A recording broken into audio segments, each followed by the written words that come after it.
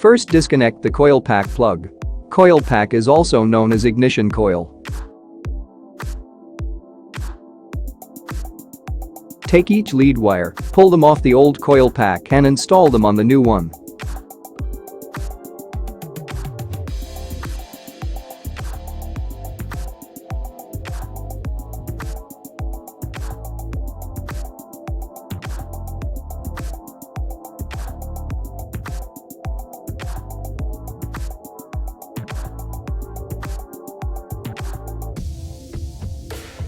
You can also connect the leads after replacing the coil pack, but make sure you remember their position or search for numbers written on them to see which spark plug they are connected.